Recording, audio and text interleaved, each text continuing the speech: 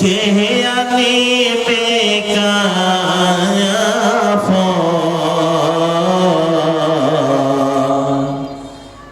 কারায়া মাই কেঁদে কেঁদে করে দিবে দাফন কারায়া আমার পাশে বসে কারায়া আমার পাশে বসে শোনাবে আলী কোরআন কোন জমিনের মাটি গোয়া আমার হবে গোরস্থান কোন জমিনের মাটি গোয়া আমার হবে গোরস্থান কাদের চোখের জলে গোয়ামি পাব পরে তেরা কোন জমিনের মাটি গোয়া আমার হবে গোরস্থান কাদের কাঁধে চড়ে আমি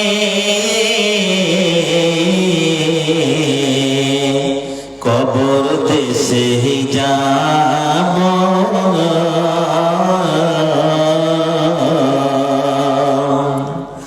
কাদের কাঁধে চড়ে আমি কবর দেশে যাব জানি না কার মহনা যাতে খোদার রহম পাব কার কারণে করবে ক্ষমা কার কারণে করবে ক্ষমা আল্লাহ মেহেরবান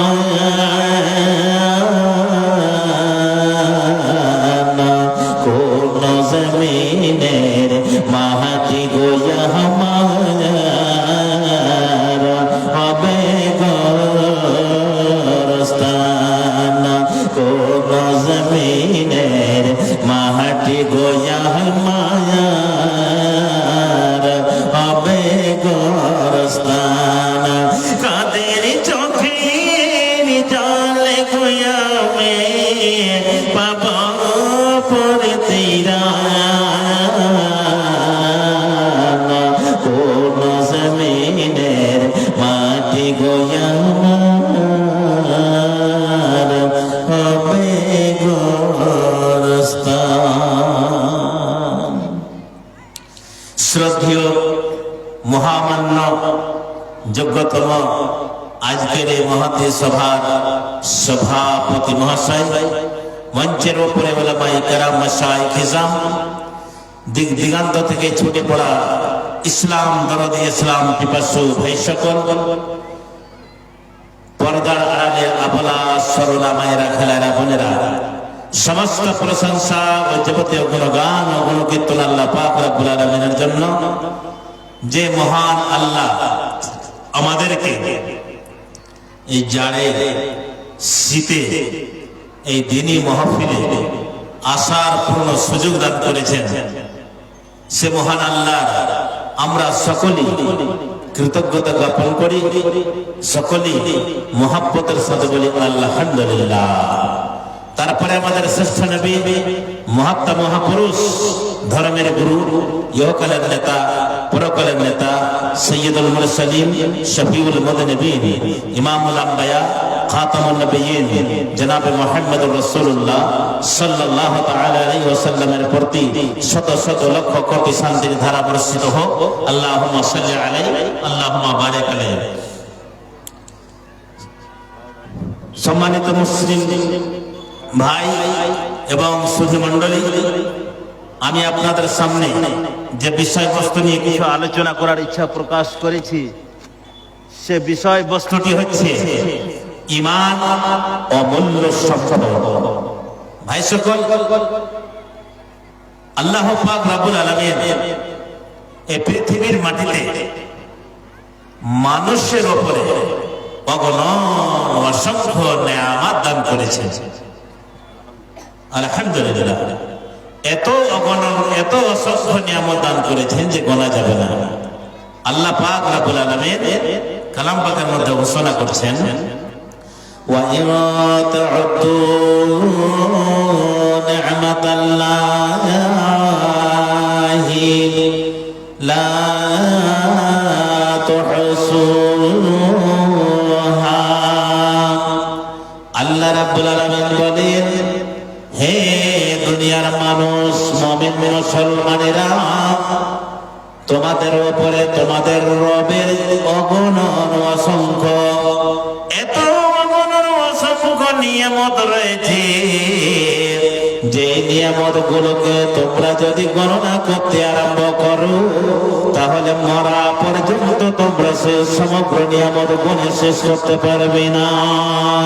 এত অসংখ্য অগণন নিয়ামত আল্লাহ পাক রব্বুল আলামিন আমাদেরকে দান করেছেন। তাই সকলে মহব্বতের সাথে অন্তঃকরণ থেকে বলুন আলহামদুলিল্লাহ। ভাই আমার, তাহলে একটা কথা আপনাদেরকে জিজ্ঞাসা করি তো, আপনারা বলেন, যে সমস্ত আল্লাহ পাক রব্বুল আলামিন নিয়ামত আমাদেরকে দিয়েছেন, সেই সমস্ত নিয়ামত গুলির ভিতরে সব চাইতে বড় নিয়ামতের নামটা কি? একটু বলুন। আপনাদেরকে জিজ্ঞেস করছে, আলেম ওলামা যারা আছেন ওনারা বলতে পারবেন, কিন্তু আমি জনসাধারণকে আপনাদেরকে জিজ্ঞাসা করছি, আল্লাহর সবচেয়ে বড় নিয়ামতের নামটা কি? ভাই আমার, বাপজিরা বলেন, জানা আছে সবথেকে বড় নিয়ামত আল্লাহ? এতবেলা জালসা শুনছেন যে কোনো কিছু উপলব্ধি করতে পারলেন না, উপকার হলো না। আল্লাহর সবচেয়ে বড় নিয়ামতের নাম হলো নিয়ামতে ঈমান। আর যদি বলো, সে নিয়ামতের নামটা হলো কি? নিয়ামতে ঈমান। টাকা পয়সা নিয়ামত নয়, গাড়ি বাড়ি নিয়ামত নয়, জমি জায়গা নিয়ামত নয়, অট্টালিকা নিয়ামত নয়, ব্যাংক ব্যালেন্স নিয়ামত নয়। আপনার সবচেয়ে জীবনে বড় নিয়ামত, সবচেয়ে উন্নত মানের নিয়ামত, সেই নিয়ামতের নাম ঈমান। আর যদি বখলি করলে চলবে? যদি বলেন আলহামদুলিল্লাহ। তো ভাই আমার, এটা খুদুর গাছ শিখে না, তো একই রকম মনে হচ্ছে শুরু থেকে এখন পর্যন্ত। আপনারাও ওইরকম কথা ধরছেন না, বলে যে আমরা যেরকম বসে আছি বসেই থাকবো। তো ভাই আমার, সবচেয়ে বড় নিয়ামতের নাম হলো নিয়ামতে ঈমান। এই নিয়ামত আল্লাহর পক্ষ থেকে দান করা। কোন জায়গাতে নিয়ামত পাওয়া যায়? কাপড় দোকানে পাওয়া যায়, সবজি দোকানে পাওয়া যায়, যে কোনো মার্কেট সমাসীন হয়ে আছেন। সেই মহান আল্লাহ যাকে ঈমান দিবেন সেই ঈমান পাবে, আর যে ঈমান পেয়ে নিল ভাগ্যবান হয়ে গেল। আর যার কপালে ঈমান জুটল না, সেই কুকুর শ্রীগালের মতো জীবন যাপন করবে, তার কোনো সম্মান দাম পৃথিবীর মাটিতে থাকবে না। কি ব্যাপার? চালাকের বাজার, লোকের কোনো কমি নেই, আর যেটি লোক নৌকরি লাগে।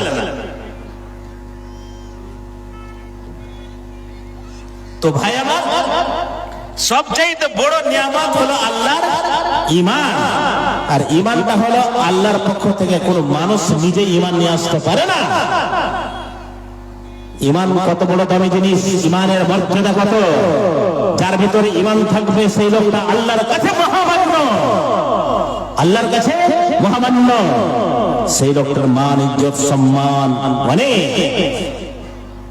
একটি হাদিসের ভিতরে, বুখারী শরীফের একটি হাদিস, হযরত ওসামা রাদিয়াল্লাহু তাআলা বলছেন, নবীজি আমাদেরকে যুদ্ধ করার জন্য পাঠালেন। সকাল সকাল আমরা হানা দিলাম, যুদ্ধ করলাম। যুদ্ধের মধ্যে দেখলাম একজন লোক, একজন কাফের, তার নাম হলো মেরদাস।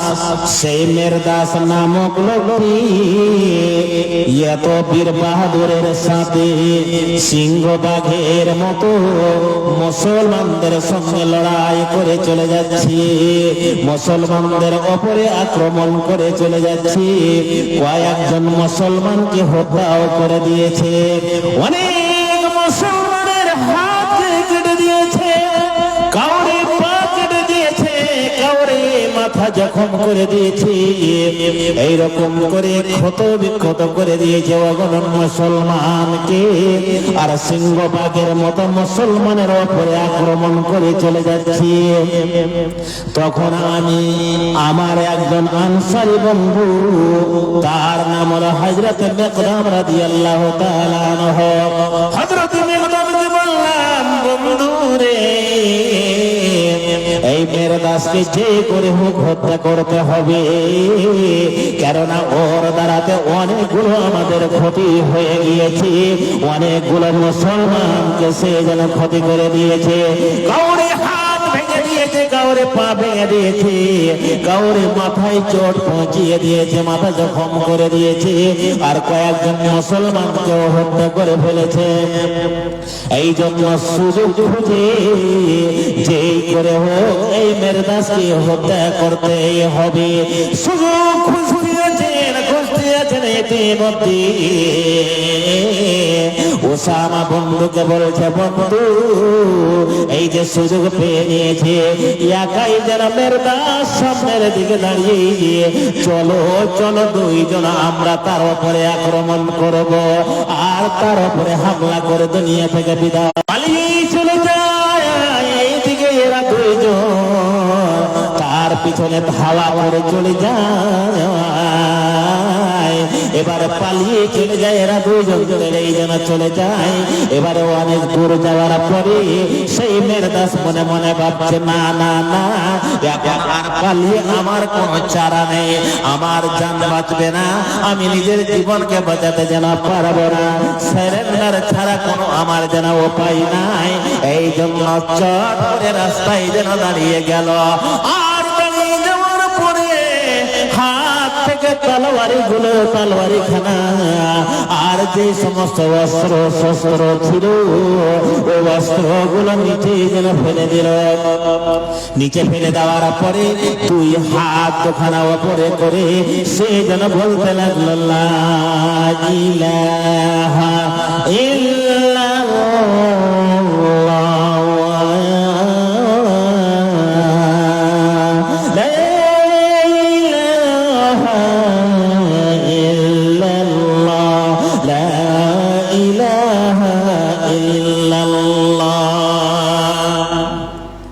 তিনবার লা ইলাহা ইল্লাল্লাহ পড়ে দিল। যেমন লা ইলাহা ইল্লাল্লাহ ওসামা বলেছেন আমার বন্ধু শুনেছে মুখ দিয়ে, তেমন উনি ভাবলেন যে এই লোকটা এখনই কাফের ছিল, লা ইলাহা ইল্লাল্লাহ যেমন পড়ে নিল সেই তো মুসলমান হয়ে গেল। এখন যদি তাকে হত্যা করে দিই তাহলে অনুচিত হয়ে যাবে, তাকে কোনো মতেই যেন হত্যা করা যায় হবে না। এই জন্য ওসামা বলছেন আমার আনসারী বন্ধু তাকে যেন হত্যা করলো না, মুসলমান মনে করি। আর আমি ভাবলাম যে না না, নিজের জান বাঁচাবার জন্য কালেমা পড়েছি, আমি তাকে সঙ্গে সঙ্গে আমার বললাম খারাপের করলাম, আর বললাম বের করে তার বুকের উপরে তুই জোরে আনে আমার বললাম দিয়ে তার এমন ভাবে পিঠে আঘাত করলাম, তার পিঠ দিয়ে পিছন দিক দিয়ে সেই বললাম খানা বেরিয়ে গেল, আর সেই সঙ্গে সঙ্গে দুনিয়া থেকে বিদায় হয়ে গেল। ভাইরে আমার বন্ধুরে আমার, যুদ্ধ যখন শেষ হয়ে গেল, মদিনায় সমস্ত সাহাবায়ে কেরামরা যখন চলে আসলেন, আসার পরে চারিদিকে আলোচনা আরম্ভ হয়ে গেল। এবারে আলোচনা কি আরম্ভ? ওরে এই যুদ্ধে তো আমরা তো জয়ী করলাম, আমরা এই যুদ্ধতে কামিয়াব হয়েছি, কিন্তু একটা বিরাট বড় দুর্ঘটনা ঘটে গিয়েছে। ওই দুর্ঘটনাটা হলো কি, যে ওসামা একজন মুসলমান লোককে যেন হত্যা করে দিয়েছে। লা ইলাহা কালেমা পড়ার পরে যেন তাকে হত্যা করে দিয়েছে। এই কথাটা একজনের কাছ থেকে আরেকজনের কাছে গেল। এইরকম করতে করতে মদিনার দোকানের পাশে সব জায়গাতে আলোচনা আরম্ভ। আল্লাহর নবী জনাব মুহাম্মদুর রাসূলুল্লাহ সাল্লাল্লাহু তাআলা আলাইহি ওয়াসাল্লামের কাছে এই খবর পৌঁছে গেল। নবী জনাব মুহাম্মদুর রাসূলুল্লাহ সাল্লাল্লাহু তাআলা আলাইহি ওয়াসাল্লাম ওসামাকে ডেকে পাঠালেন। ওসামাকে ডেকে বলছেন, ওসামা রে, ওই লোকরা মেরদাস নামক লোকরা, যেই লোকরা কালেমা তাইয়্যিবা লা ইলাহা ইল্লাল্লাহ পড়ে নেওয়ার পরেও তুমি তাকে হত্যা কেন করে দিয়েছো বলো? আল্লাহর নবীর দরবারে বিচারালয়ের আদালতে দাঁড়িয়ে হযরত ওসামা রাদিয়াল্লাহু তাআলা আনহু বলছেন, ইয়া রাসূলুল্লাহ ইয়া হাবিবাল্লাহ ইন্নাহু ক্বালা মাখাফাতা কাতলিহি। নবী গো, ওসামা নিজের জান বাঁচানোর জন্য কালেমা পড়েছে, আসলে অন্তর থেকে মুসলমান হয়নি, অন্তর থেকে মুসলমান হয়নি। জান বাঁচাবে, দেখছি যখন জান বাঁচে না, কালেমা না পড়লে হয়তো এরা ছাড়বে না, তখন কালেমা পড়েছে।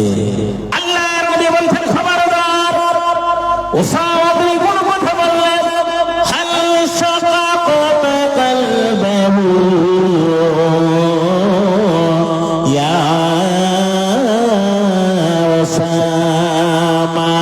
এই ওসামা, তুমি যে বলছো যে মেরদাস মুখে শুধু জান বাঁচাবার জন্য কালেমা পড়েছি, অন্তঃকরণ থেকে আল্লাহ রাব্বুল আলামিনের উপরে ঈমান নিয়ে আসিনি, যার কারণে আমি হত্যা করে দিয়েছি, তাহলে বলো তো তুমি কি তার বুকখানাকে কেটে ফেড়ে তার কলেজাকে বের করে তুমি কি এটা দেখেছো বা জানতে পেরেছো যে আসলে সে অন্তর থেকে কালেমা পড়েনি, শুধু জান বাঁচাবার জন্য কালেমা পড়েছে? এ ওসামা, ইন্নাকা লা তা'লামুল গায়বা ওয়াল্লাহু ইয়া'লামুল গায়বা ওয়াল্লাহু আলীমুম বিযাতিস সুদূর। ওসামা রে, তুমি তো গায়বের খবর জানো না, গায়বের খবর জানো না, তুমি অন্তরের ভেদাভেদকে জানো না। ওই লোকটার অন্তরে আসলে ঈমান ছিল কি ছিল না? আল্লাহকে রাজি করার জন্য কালেমা পড়েছে, নিজের জানকে বাঁচাবার জন্য কালেমা পড়েছে, সেটা তো তোমার খবর ছিল না, জানা ছিল না। তুমি গায়েবের খবর জানতে না, তবু তুমি তাকে কেন হত্যা করে দিলে বলো? আল্লাহর নবী একবার নয়, দুইবার নয়, তিনবার কালেমা পড়লেন। এবারে তখন হযরত ওসামা বুঝতে পেরে নিলেন যে আমি আসলে ভুল করে দিয়েছি, আমার বন্ধু তাকে যে হত্যা করেনি সেই যেন ঠিক করেছে। তখন হযরত ওসামা বলছে, ইয়া রাসূলুল্লাহ ইস্তাগফিরনি, হুজুর গো, আমি ভুল করে দিয়েছি, অপরাধ করে দিয়েছি, পাপের কাজ করে দিয়েছি, আমার জন্য মেহেরবানি করে মহান আল্লাহর দরবারে ক্ষমা প্রার্থনা করুন। আল্লাহ যেন আমাকে ক্ষমা করে দেন, আমি পাপ করে দিয়েছি, ভুল করে দিয়েছি, তাকে মেরে। নবীজি তার জন্য ক্ষমা প্রার্থনা করলেন না। এটা বললেন যে ঠিক আছে, তোমার জন্য আমি ক্ষমা প্রার্থনা করছি আল্লাহর কাছে।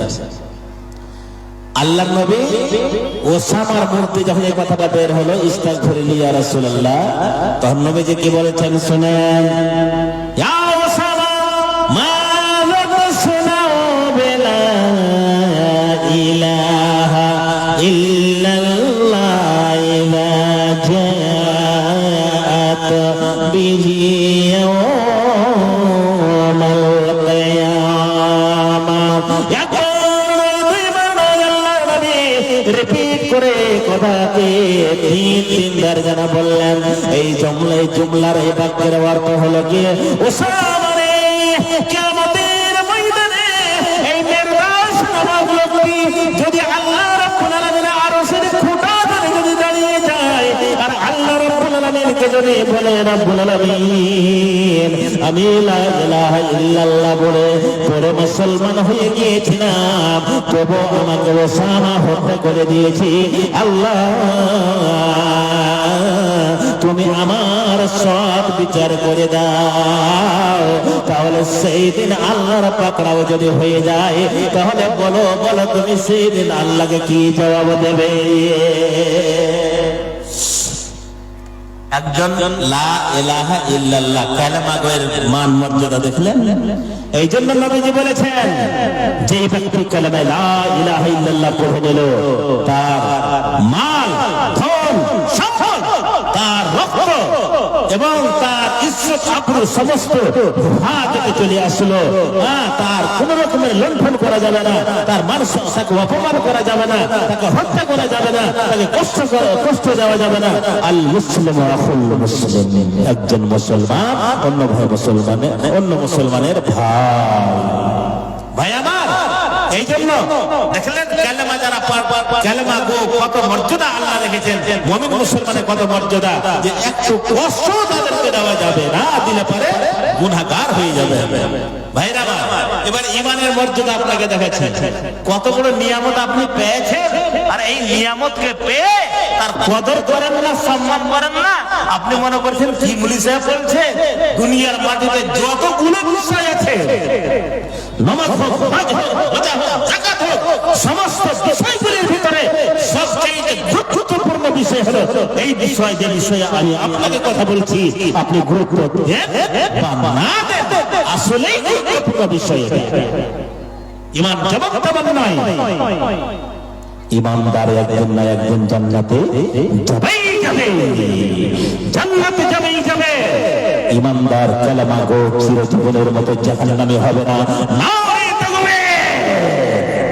একবার একজন কেউ আল্লাহু আকবার বলে না, কি ব্যাপার মুখ কাপড় সিলাই করা আছে নাকি? না, আপনার মুখে এক কুইন্টাল করে খাইনি ভরা আছে, তামুক ভরা আছে নাকি? আজীব হালাত, আশ্চর্য অবস্থা। আল্লাহু আকবার বলবেন না ভাই, আল্লাহু আকবার বলবেন, আল্লাহু আকবার, মাশাআল্লাহ, ঠিক আছে। তো আমি বলছিলাম ঈমানের কত সম্মান, যে কালেমা গো একদিন না একদিন জান্নাতে যাবেই যাবে। আর যারা কালেমা গো নয়, তারা অনন্তকালের জন্য জাহান্নামে থাকবে, চিরজীবনের মতো জাহান্নামে থাকবে, তাদেরকে জাহান্নাম থেকে বের করা হবে না। এই জন্য ঈমানের বাড়িতে জন্ম, মা আপনার মনে না, আপনার বাপ মুসলমান, আপনার মা মুসলিমা, মুসলমানের পেট থেকে জন্মগ্রহণ করেছেন বলে জন্ম সূত্রে আপনি মুমিন মুসলমান। ঈমান কষ্ট করে আনয়ন করতে হয়নি, সহজে আল্লাহ পাক ঈমান দিয়ে দিয়েছেন। এই জন্য শুকরিয়া আদায় করেন, সকলে বলেন আলহামদুলিল্লাহ। যেই লোকের আলহামদুলিল্লাহ মুখে পোল বসিয়ে দেবে, আর রেখে রেখে কথা হবে না, এত বারবার বলা হয়। এই ঈমান আল্লাহ পাক যদি আপনাকে কোনো হিন্দুর বাড়িতে, কোনো জৈনের বাড়িতে, কোনো বৌদ্ধের বাড়িতে যদি আপনাকে জন্ম দিতেন, আপনার নামটা হতো হরিদাস পাল, রণদেব পাল, বঙ্কিম চট্টোপাধ্যায়, আপনার নাম হতো ঋষিমুনি, অমুক ধুমুক। কিন্তু আজকে মুসলমানের বাড়িতে জন্ম হয়ে আপনার সুন্দর নাম আব্দুর রহমান, আব্দুল্লাহ, আব্দুল সামাদ, কালিমুদ্দিন, কত সুন্দর নাম। ভাইরে আমার, বন্ধুরে আমার, ঈমান কত বড় মর্যাদা, কত বড় আল্লাহ রাব্বুল আলামিনের নিয়ামত। আপনাকে বলছি শুনেন ভালো করে, কর্মপাত করে।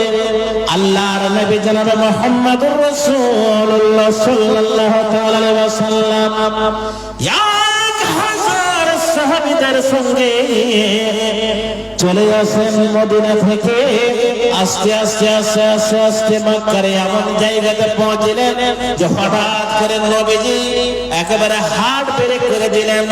সঙ্গে সঙ্গে আচানক একেবারে নিজের সওয়ারিটাকে দাঁড় করে দিলেন। এবারে সওয়ারিকে দাঁড় করে দেওয়ার পরে সাহাবায়ে কেরামেরা মনে মনে ভাবছেন কি জন্য নবীজি হার্ট ব্রেক করলেন, সওয়ারিকে কেন দাঁড় করলেন। এবারে সাহাবীরাও যেন দাঁড়িয়ে গেলেন, সাহাবীরাও সওয়ারি দাঁড় করে এবারে তখন নবীজিকে দেখছেন যে নবীজি কি করছেন। ভাইজানেরা আমার, আল্লাহ পাকের নবী জনাবে মুহাম্মদুর রাসূলুল্লাহ সাল্লাল্লাহু আলাইহি ওয়াসাল্লাম সওয়ারি থেকে নেমে হযরত মুআজকে লাগাম ধরিয়ে দিয়ে এবারে বলেছেন আমি কিছুক্ষণের মধ্যে তোমাদের কাছে চলে আসছি, আসার পরে আবার মদিনার পানে সঙ্গে রওনা দিয়ে দিতে হবে। আল্লাহর নবী জনাবে মুহাম্মদুর রাসূলুল্লাহ সাল্লাল্লাহু আলাইহি ওয়াসাল্লাম, সামনে ছিল তার মা জননীর কবর, মা আমেনার কবর। মা আমেনার কবরে নবীজি আসলেন। আসার পরে কবরটা যেমন নবীজি নজরে দেখলেন, সুবহানাল্লাহ, মনের ভিতরে যেন কেমন করে উঠলো, আমি 10 মাস 10 দিন ধরে থেকেছি, মা আমার ওঠা বসা চলাফেরায় কত যে কষ্ট পেয়েছে। প্রসবের সময়তে ওই প্রসব বেদনা যন্ত্রণা সহ্য করেছে, যতদিন পেরেছে, যতদিন সুযোগ পেয়েছে আমার মা আমাকে লালন পালন করেছে। ওই দুঃখিনী আমার মা আমার 6 বছর বয়সে এই দুনিয়া থেকে বিদায় হয়ে গিয়েছেন, এই কবরে শুয়ে আছেন। হায়রে হায়রে, আমার মা তো ইমানদার হয়ে মরতে পারেনি, আমার মা তো বেঈমান হয়ে মারা গিয়েছে, মুশরিকা হয়ে মারা গিয়েছে, বেদিন হয়ে মারা গিয়েছে। আমার মা তো মনে হয় জাহান্নামে চলে গিয়েছে। দয়ার নবী জনাবে মুহাম্মদুর রাসূলুল্লাহ সাল্লাল্লাহু আলাইহি ওয়াসাল্লাম দুআ আরম্ভ করে দিলেন, ওগো দয়ার না, ওগো আল্লাহ গো, যে মায়ের পেট থেকে আমাকে জন্ম দিয়ে বিশ্ব জাহানের নবী বানিয়েছো, সারা পৃথিবীর জন্য আমাকে রাসূল বানিয়েছো, শুধু রাসূল নাই, সাইয়্যিদুল মুরসালিন, শফিউল মুযনিবিন, ইমামুল আম্বিয়া, খাতামুন নবিয়্যিন করেছো। ওগো আল্লাহ, শুধু তাই নয়, আমার মাধ্যমে কিয়ামতের দিন হাজার হাজার লক্ষ জাহান্নামীরা তারা জান্নাতের ভিতরে যাবে, মানে আমি জাহান্নাম থেকে তাদেরকে জান্নাতে নিয়ে যাব। কিন্তু আমার সামনে যদি আমি একজন নবী হয়ে, আমি একজন রাসূল হয়ে আমার মাকে যদি দেখি জাহান্নামের আগুনে দাও দাও করে যেন জ্বলছে, তাহলে আমি কেমন করে সহ্য করতে পারি গো আল্লাহ। ও গো রব্বুল আলামিন, দয়াময় মেহেরবানি করে আমি আপনার কাছে কাকুতি মিনতি করছি, আমার মায়ের জন্য আপনার দরবারে আমি ইস্তিগফার করব, আপনার দরবারে আমি ক্ষমা প্রার্থনা করব।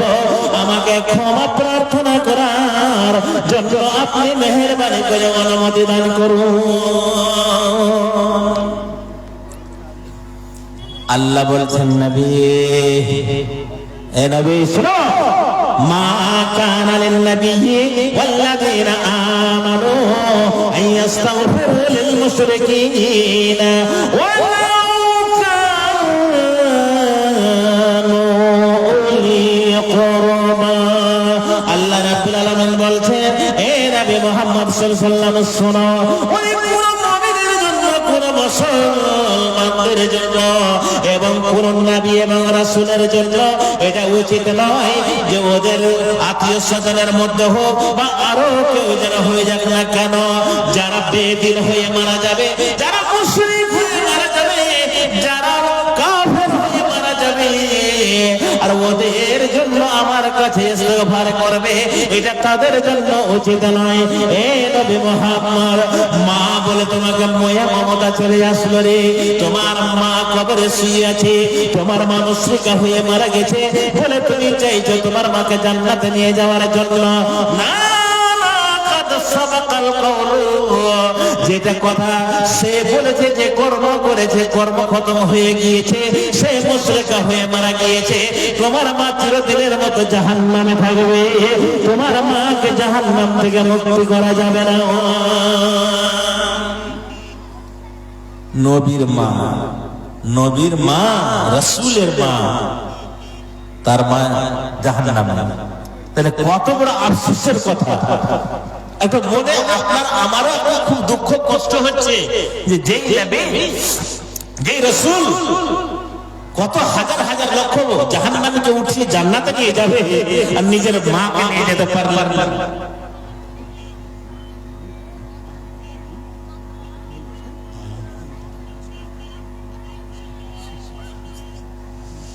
যেটা কাজ করবেন লাইন হিসাবে করেন, না হলে সব দরম্বর হবে, কালেকশন হয়ে যাক, তারপরে দস্তার বন্ধ করবেন নাকি? আচ্ছা আচ্ছা। তো এবারে নবীর মা কে নবীজি বাঁচাতে পারলেন না। এবার ছোট বলে বলেন, এবার নবীজির বাবা। ভাই আমার, বুখারী শরীফের হাদিস প্রথম খণ্ডে রয়েছে, আল্লাহর নবী জনাবে মুহাম্মদ রাসূলুল্লাহ সাল্লাল্লাহু তাআলা আলাইহি ওয়াসাল্লাম মসজিদে নববীতে নামাজ পড়ে যেন বসে আছেন। ইতিমধ্যে একজন লোক চলে আসলো, আসার পরে নবীজিকে বলছে, ইয়া রাসূলুল্লাহ আইনা আবি আবি ফিল জান্নাতে আম ফিন নারে।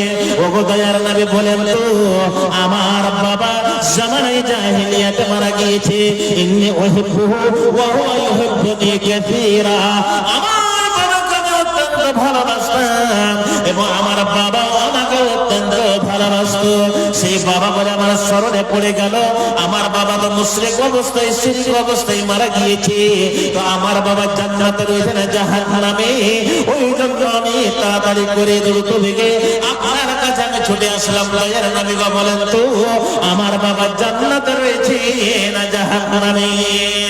আল্লাহর নবী জনাবে মুহাম্মদ রাসূলুল্লাহ সাল্লাল্লাহু আলাইহি ওয়াসাল্লাম ওই সাহাবীর উত্তরে বললেন, শোনো, বুখারী শরীফের হাদিস, আবু কাফিল ফিন নারি, তোমার বাবা জাহান্নামের ভিতরে রয়েছে।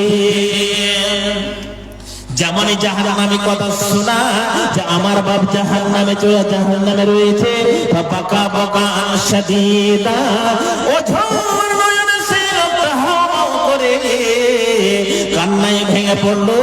কাঁদতে কাঁদতে কাঁদতে কাঁদতে চোখের জল ঝরাতে ঝরাতে সে বাড়ির পানে রওনা দিয়ে দিল। আল্লাহর নবী জনাবে মুহাম্মদ রাসূলুল্লাহ সাল্লাল্লাহু আলাইহি ওয়াসাল্লাম হযরত আনাসকে বললেন, ওরে আনাস, যাও যাও যাও, ওই যে আমার সাহাবীকে তার বাবার সম্বন্ধে যখন বললাম যে তোমার বাবা জাহান্নামের আগুনে দাউ দাউ করে জ্বলছে, তখন অত্যন্ত কষ্ট পেয়েছে, দুঃখ বেদনায় যন্ত্রণায় ভেঙে পড়েছে। সুতরাং তাকে ডেকে নিয়ে এসে তার বেদনাকে আমি কিছুটা হালকা করি। আনাস রাদিয়াল্লাহু তাআলা আনহু সেই সাহাবীকে ডেকে নিয়ে আসলেন।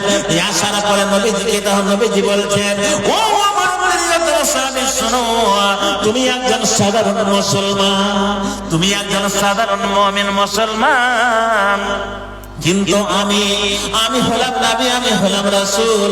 আল্লাহ আমাকে যে মায়ের পেট থেকে আমাকে রাসূল বানিয়েছে, যে মায়ের পেট থেকে আমাকে নবী বানিয়েছে, ওরে যে বাপের ওরস থেকে আমাকে নবী রাসূল বানিয়েছে, সেই বাবা আমার, তোমার বাবা যে জাহান্নামে,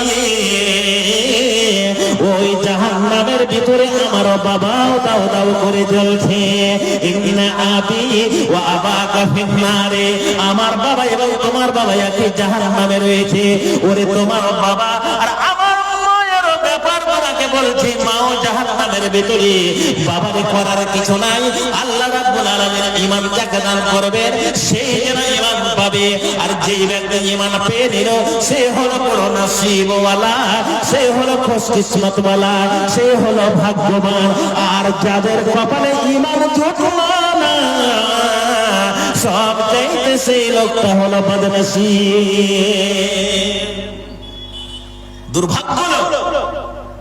এবং এত সে আল্লাহ এত বড় নিয়ামত কিয়ামত থেকে বঞ্চিত হয়ে গেল যে বলার সীমানে জীবনে জান্নাত যেতে পারবে না। তো আমার ভাইয়েরা, আমার মায়েরা, খালারা আমার, ঈমান দিয়ে আমাদের জীবনটাকে আল্লাহ পাক রব্বুল আলামিন তরতাজা করে দিয়েছেন, আমাদের জীবনটাকে আল্লাহ ধন্য করেছেন। তো ঈমানের কদর, ইজ্জত, মান সম্মান করতে হবে, আল্লাহর শুকরিয়া আদায় করতে হবে। এবারে আপনাকে বলছি, এই যে প্রতিষ্ঠান, এই মাদ্রাসা, যেই মাদ্রাসা ঈমানেরই প্রদীপ জ্বালাবার জন্য এই মাদ্রাসাকে মানে যে অনুষ্ঠিত করা হয়েছে, এই মাদ্রাসা খোলা হয়েছে, কায়েম করা হয়েছে, এই মাদ্রাসা থেকে ঈমানের কথা শেখানো হয়। ঈমানের পরে আমলের প্রয়োজন আছে, তো আমল যদি না হয় তাহলে ঈমান কাজে আসবে না। এই জন্য ঈমান আমালে সালেহ, ঈমানের পরে আমালে সালেহ করতে হবে। আর আমালে সালেহ যতক্ষণ পর্যন্ত করতে পারা যাবে না যতক্ষণ পর্যন্ত এই মাদ্রাসাতে আপনারা ছেলেকে না পড়াবেন, মাদ্রাসাতে না শিখবে, আপনার ছেলে শিখবে, আপনার ছেলে বাড়িতে গিয়ে আপনারাকে শিখাবে, সমাজকে শিখাবে, ভাই বেরাদরকে শিখাবে, সবাইকে শিখাবে। এই মাদ্রাসার বিরাট বড় প্রয়োজন। এই জন্য বলা হয়েছে আউয়ালু শাইইন ইয়াজিবু আলাল মুসলিমি আল মাদ্রাসা, সর্বপ্রথমে মুসলমানদের জন্য যেটা করণীয়, কর্তব্য, আবশ্যক যেটা বস্তু হলো সেটা হলো মাদ্রাসা। সর্বপ্রথমে মসজিদ বানাতে হবে না, মাদ্রাসায় শিখবে, তারপরে মসজিদে ইবাদত করবে। আগে মাদ্রাসা, তারপরে মসজিদ। তো আমার ভাইরা, আপনারা সবাই জানেন কিয়ামতের ময়দানে, কিয়ামতের ময়দানে 7 শ্রেণীর লোককে আল্লাহ পাক রব্বুল আলামিন আরশের ছায়া দান করবেন। ওর মধ্যে একজন যারা এমন ভাবে দান করলো যে ডান হাতে দান করলো, বাম হাত জানতে পারলো না। ও আমার ভাইরা, আমার মায়েরা, খালারা, বোনেরা আমার, বিভিন্ন রকমের বালা মুসিবতে আক্রান্ত রয়েছেন, বিভিন্ন রকমের বিপদে আক্রান্ত রয়েছেন, মাথার অসুখে আক্রান্ত রয়েছেন, পেটের অসুখে আক্রান্ত রয়েছেন, হাড়ের অসুখে আক্রান্ত রয়েছেন, আর অন্যান্য যত রকমের ব্যাধি বিমারিয়া জানিয়ে আপনার শরীরের ভিতরে রয়েছে। আল্লাহর নবী জনাবে মুহাম্মদুর রাসূলুল্লাহ সাল্লাল্লাহু আলাইহি সাল্লাম বলছেন,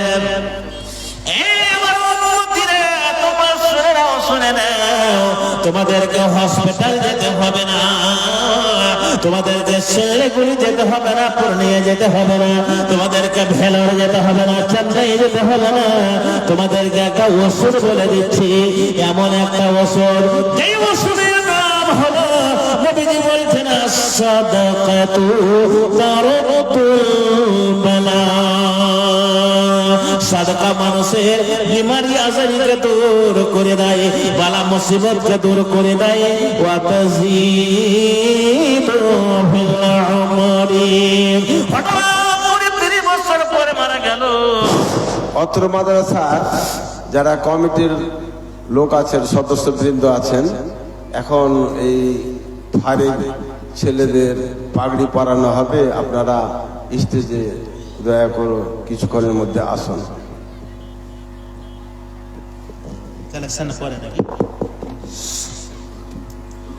আমার শ্রদ্ধেয় আলহাজ শাহাবুদ্দিন সাহেব, আপনাদের আমাদের খাস করে এই উত্তর দিনাজপুরে আমরা আপনারা সবাই ওনাকে অভিভাবক হিসেবে জানি, মানি, নাকি? আল্লাহ তাআলা উনি একজন দ্বীনি খেয়ালের লোক। যেখানে যেখানে আপনারা ডাকেন, আপনাদের কোনোদিন ইনকার করেননি, দাওয়াত ইনকার করেননি।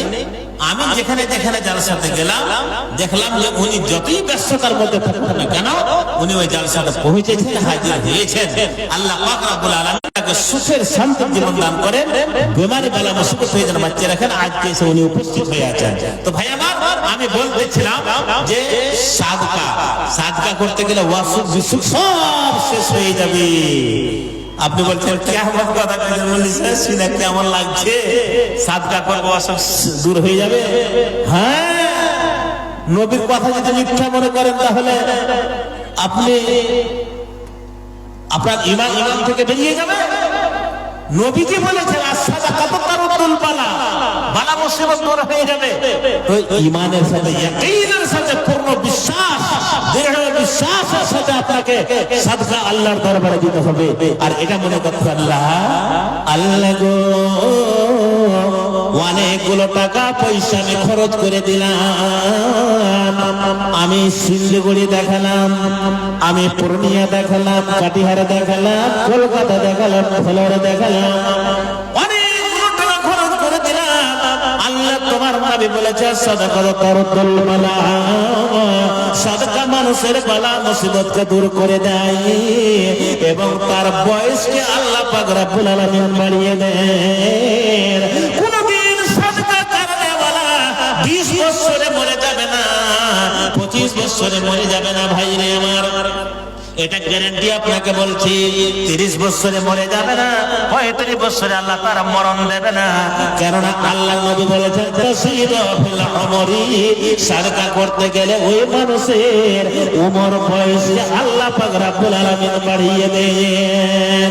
এই ভাইরে আমার আরেকটা উপকার আল্লাহ নবী বললেন, ওয়াকাদ ফাওমিতা দসুয়ে, আপনি এখান থেকে বের হলেন, এনেছে চলে গেলেন, এবারে এনেছে যাওয়ার পরে আপনার মোটরসাইকেলটা নিয়ন্ত্রণ ভেঙে গেল, নিয়ন্ত্রণে রাখতে না পারে আপনার ট্রাকের সাথে অ্যাক্সিডেন্ট হয়ে গেল বা কোনো গাড়ির সাথে অ্যাক্সিডেন্ট হয়ে গেল, আপনার পা ভেঙে গেল, মাথা ফেটে গেল বা কোনো রকম ঘটনা ঘটে গেল বা অনেক মরে যায়, দুনিয়া ছেড়ে চলে যায়।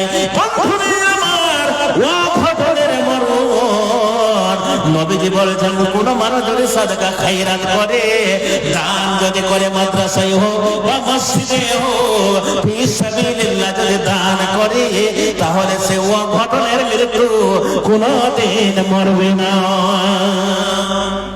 গতকালকে একটা পেপারে দেখলাম, একই বাড়ির 5 জন লোক মারা গেল।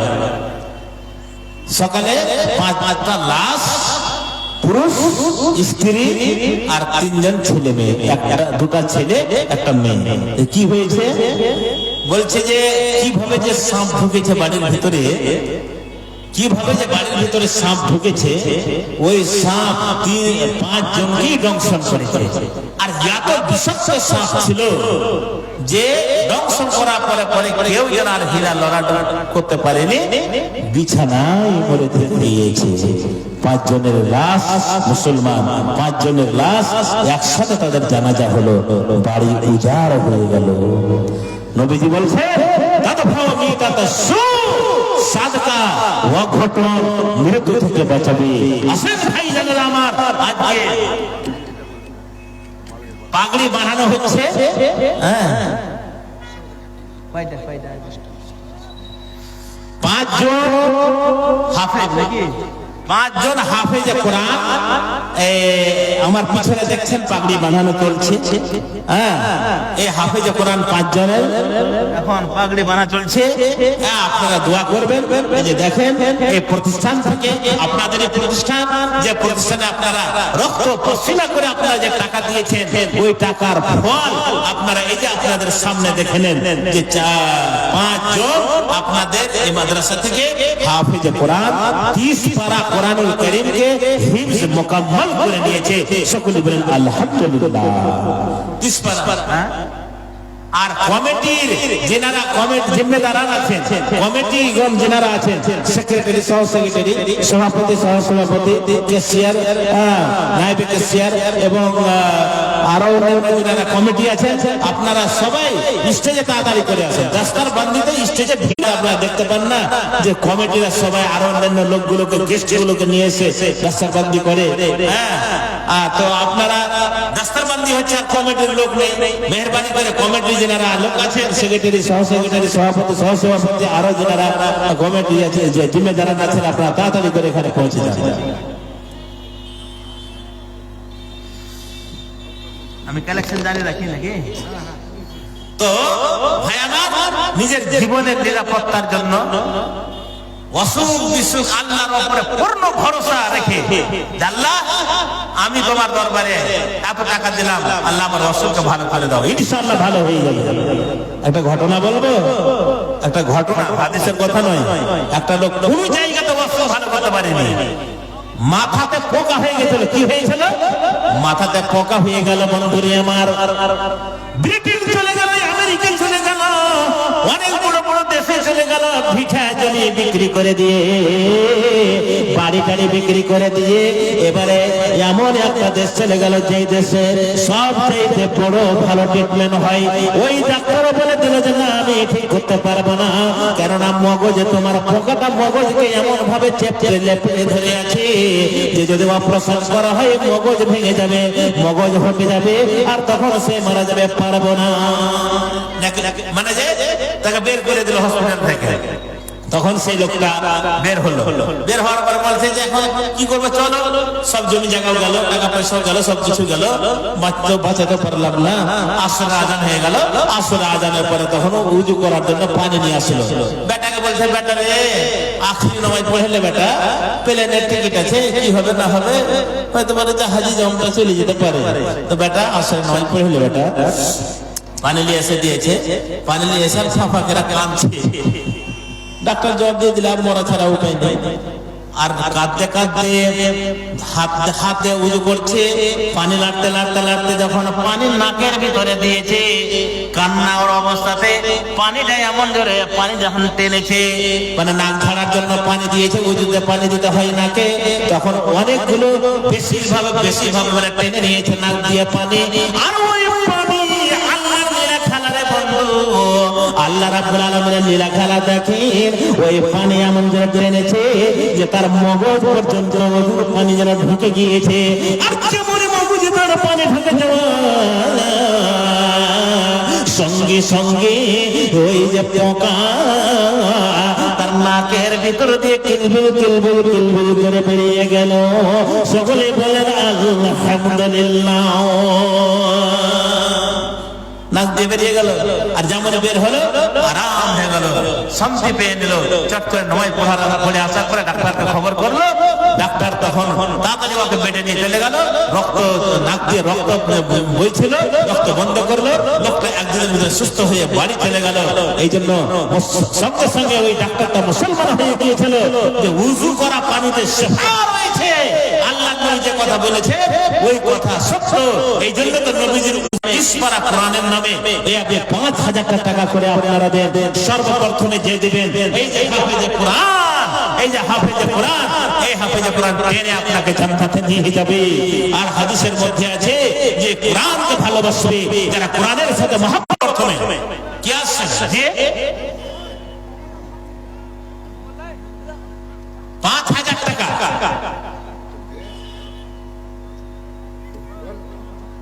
আসলে ৫,০০০ টাকা কেউ নেই। সুবহানাল্লাহ। এর আগে তো কালেকশন হয়নি, করতে পারে। সর্বপ্রথমে কি আছে ৫,০০০ টাকা? আসেন আসেন তো, আলহামদুলিল্লাহ। কি নাম হলো আপনার? মাশাআল্লাহ। বাড়ি কোথায় হলো? খুদুরগাছি। মাশাআল্লাহ। দেখেন এই যে আল্লাহওয়ালা, দেখেন আমার ভাই, হ্যাঁ, খুদুরগাছি মাননীয় মনিরউদ্দিন সাহেব যেরকম লোক ব্যবসা বাণিজ্যের উন্নতি দান করে বসেন। আর ৫ জনের ভিতরে আর একজন হলো, আর ৪ জন। হ্যাঁ, ২ নম্বরে কি আছেন? তাড়াতাড়ি করে আসেন তো ভাইজান, তাড়াতাড়ি করে আসেন। ২ নম্বরে ৫,০০০ টাকা বড় টাকা নয়। আপনি আল্লাহর কাছে এই ছেলেদের গার্জেন গুলো এসছে, কি গার্জেনরা আসেনি? তোমাদের আব্বারা আসেন এসছে?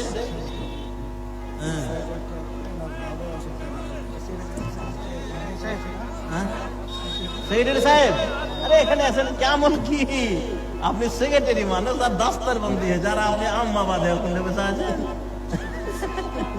তো ব্যাপার হচ্ছে কি, বসেন এখানে, চালিয়ে বসেন না, বসবেন না, কেমন কথা। এই ছেলেগুলোর গার্জেনকে যা দিয়েছিলেন, হ্যাঁ, তো গার্জেন গেলা কই, ওরা গেটে বসে তো হচ্ছে না।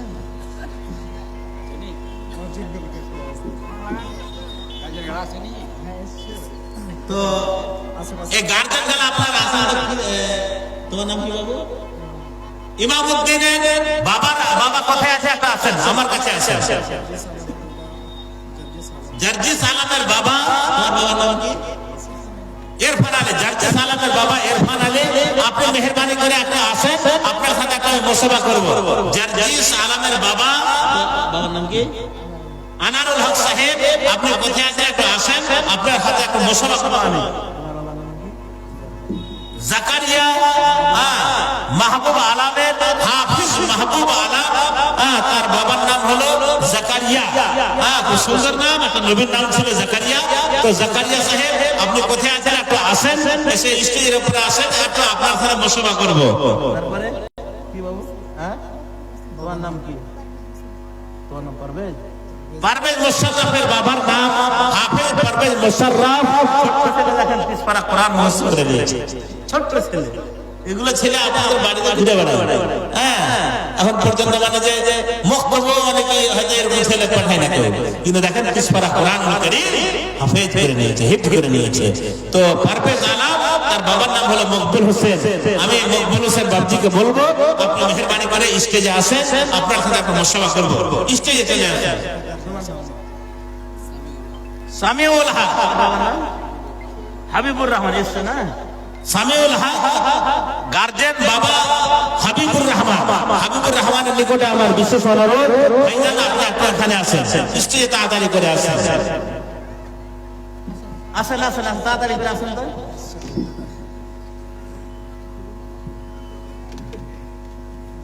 আপনার আপনার কোনটা হাফেজ? এটা না, মাশাআল্লাহ। এই যে দেখেন, এই যে দেখেন, আগবাড়ি যান। এই যে আমার বাবজি সাহেব একটা জান্নাতের গাছ তৈরি করে দিয়েছে। সুবহানাল্লাহ, আলহামদুলিল্লাহ। এটা আপনি যেমন তেমন পুঁজি তৈরি করে দেবেন, জান্নাতের গাছ পেয়ে যাবেন। আর জান্নাত যাওয়ার রাস্তা আপনার সুগম হয়ে যাবে, আপনার আসান হয়ে যাবে। তো এই মাদ্রাসা, এই প্রতিষ্ঠান এত অক্লান্ত পরিশ্রম করে আপনার একটা এত বড় দানের বাণী করে আপনি ৫,০০০ টাকা আপনি দিয়ে দেন তো। আজকে না থাকলে কালকে দিবেন, পরশু দিবেন, আপনি পরে কে দিয়ে দেবেন নাকি? আলহামদুলিল্লাহ।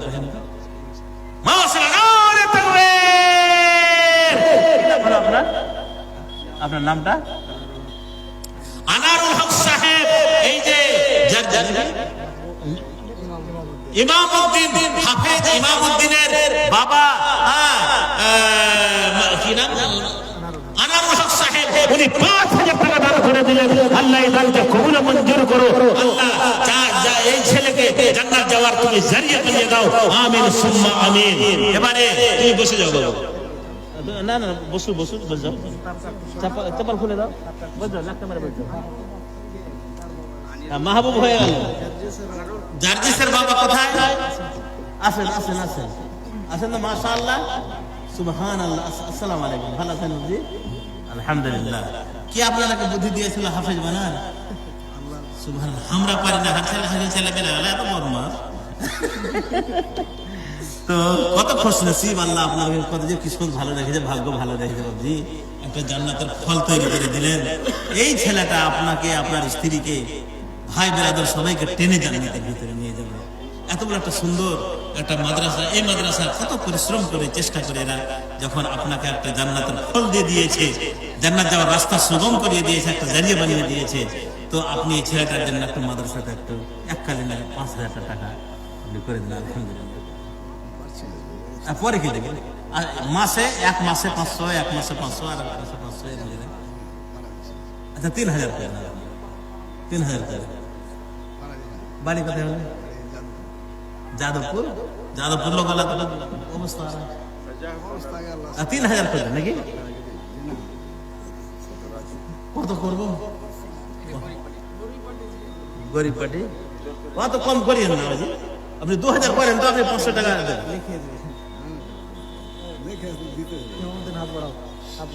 আপনি একা করেন না, যেটা দিবেন নগদ দিয়ে দেন, আপনার ২,০০০ টাকা লিখে দিয়েছেন। একটা ছোট্ট ছেলে দিল ১০০ টাকা দান। এই দান কবুল করো পাক সুবহান। মিটাও খোদা মনে রব্বাল আমিন সুবহান আমিন। কত আছে? ৫০০ টাকা। তো আপনার ১৫০০ টাকা আর লিখে দেবেন। এই অত কম করি না, শরম লাগছে।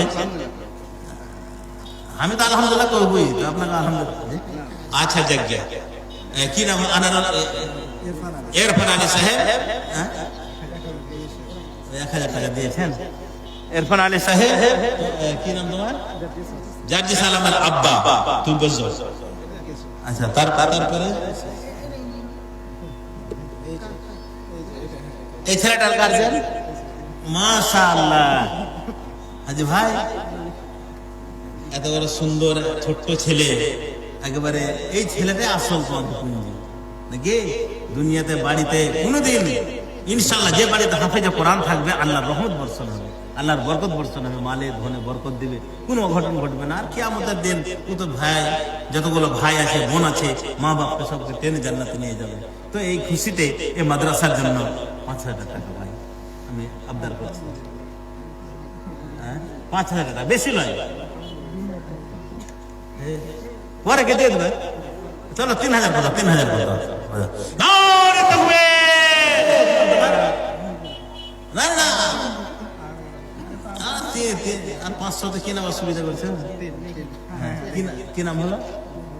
মকবুল হোসেন, লেখেন 3,000 টাকা। পারভেজ মোশাররফের বাবা মকবুল হোসেন 3,000 টাকা। বাবু বসে যাও, পড়ে যাবে না। তোমার নাম কি? মাহবুব আলম। তোমার আব্বা?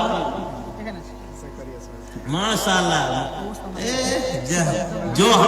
जो हंसा वो फंसा लगे, एकदम ऐसी फंसे गए थे हमार बड़ो भाई। तो আর কি কহবো, আলহামদুলিল্লাহ কহে দিল 5,000। এই এত বড় একটা মাদ্রাসা পুঁজি তৈরি করে দিলে আপনাকে হাফেজে কোরআন, 30 পারা কোরআনের হাফেজ। আর যে ছেলেটা আপনাকে কিয়ামতের দিন, যেদিন কিয়ামতের দিন জান্নাত আপনার টেনে নিয়ে যাবে, সেদিন আপনি মনে করবেন কি যে আমি যদি 10,000 টাকা দিয়ে দিই তবু কম হতো, অল্প হতো, 20,000 দিয়ে দিলে অল্প হতো। বাড়ি ঘর ভালো আছে না? না 2,000 নাই, মানা যাবে না, 5,000 করেন তো। আচ্ছা জবজারা হড়বড় করে বের করছেন টাকা লিখে দেন। শুনেন ওর কথা বাদ দেন তো। 2,000 আচ্ছা হাত টানাটানি করিয়েন না। এই 1,000 টাকা আপনার নগদ হলো, 1,000 টাকা থাকলো পরে, আর 2,000 টাকা বাকি থাকলো। না না না না না না, বাড়ি কত দূর হলো? জাদুপুর। জাদুপুরের লোকেরা ইনকাম করছে, রাখবো নাকি? না না, জাদুপুরের লোকের অবস্থা ভালো আছে। আপনাকে 2,000 টাকা আর লাগবে, 2,000 লেখেন তো 2,000। আর না দিবেন তো আমি দিয়ে যাবো। আপনি না পারেন তো আপনার আমি 1,000 টাকা আমি দিব। দেন লেখেন, লেখেন কি নাম হলো আপনার? জাকারিয়া। জাকারিয়া নামে 2,000 বাকি লেখেন। হ্যাঁ, আর 1,000 নগদ, 3,000 টোটাল। হ্যাঁ ঠিক আছে বাবু, বসো। তোমার আব্বার হয়ে গেল। হ্যাঁ কে কে আর কে বাকি থাকলো? কি নাম তোমার? হ্যাঁ সামিউল। হ্যাঁ কই তোমার আব্বা কই? মাশাআল্লাহ, হাদিসের ভিতর আছে যে ইন্নামাল আমালু বিল খাওয়াতির। হ্যাঁ, যার শেষ ভালো হয় সবই ভালো হয়। তো আপনি শেষের যাদবপুর ডরলে তো আপনি যাদবপুর শুনেন, যাদবপুর মানে কি যে যাদবপুর, তো যাদবপুরের লোকের বলছেন আপনি যাদবপুরের নামে রোশন করে দেন, নামটা চারদিকে ছড়িয়ে দেন। এটা যেন নাম মনে করে যাদবপুর আল্লাহ বকিল ফুল দিতে পারে না। 5,000 আলহামদুলিল্লাহ করেন। আপনি একে একে দেবেন, আপনার কাছে এখনই টাইম নাই। আপনি 10 দিন পরে 20 দিন পরে দিবেন, 1 মাসের মধ্যে দিবেন, আস্তে আস্তে দিবেন। এর আদাটা করে নেন আপনি। শুনেন, আপনি মনের ভিতরে আমার দিকে দেখেন না, ওখানে কি মন লাগি বলছে। আমার কথাটা শুনেন, বলছি যে আপনি দিলের ভিতরে আত্মান্ত প্রতিজ্ঞা করে নেন, ইনশাআল্লাহ আল্লাহ দেওয়ার রাস্তা আসান করে দেন। 7.5 3.5 করছেন, আর 500 টাকা বাড়িয়ে দেন, 4 করে দেন। আলহামদুলিল্লাহ, নারে তাকবীর। হাবিবুর 4 কত? হেলা হেলা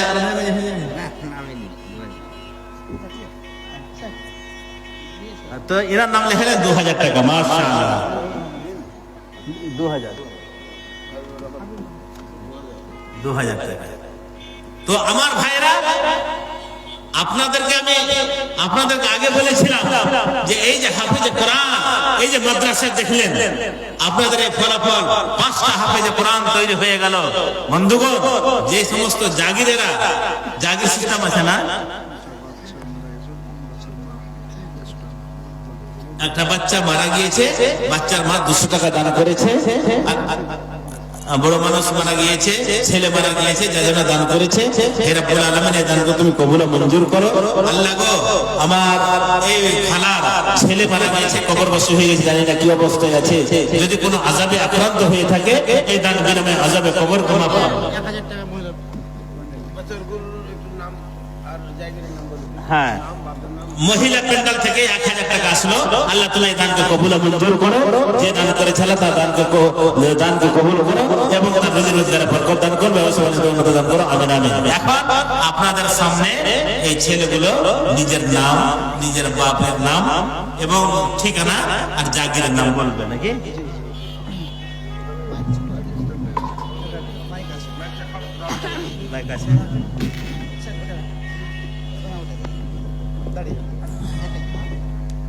তোমার নাম, বাপের নাম বলো আর জাগিরের নাম, কয় বছর থেকে পড়লে, ঠিকানা পুরা। আসসালামু আলাইকুম ওয়া রাহমাতুল্লাহি ওয়া বারাকাতুহু। আমার নাম মোহাম্মদ ইমামউদ্দিন। আমার পিতার নাম আনারুল হক, গ্রাম হলদিবাড়ি, পোস্ট মাদারগাছি, থানা করণদিঘি, জেলা উত্তর দিনাজপুর।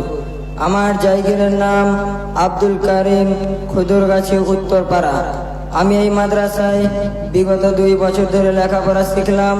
চলাফেরায় ও কথা বলায় যদি কেউ কষ্ট পেয়ে থাকেন তাহলে ছোট সন্তান মনে করে ক্ষমা করবেন। আল্লাহ যেন আমাকে ক্ষমা করেন এবং আমার জায়গিরকে যেন জাযায়ে খায়র দান করেন। আমিন। আসসালামু আলাইকুম ওয়া রাহমাতুল্লাহ। আসসালামু আলাইকুম ওয়া রাহমাতুল্লাহি ওয়া বারাকাতুহু।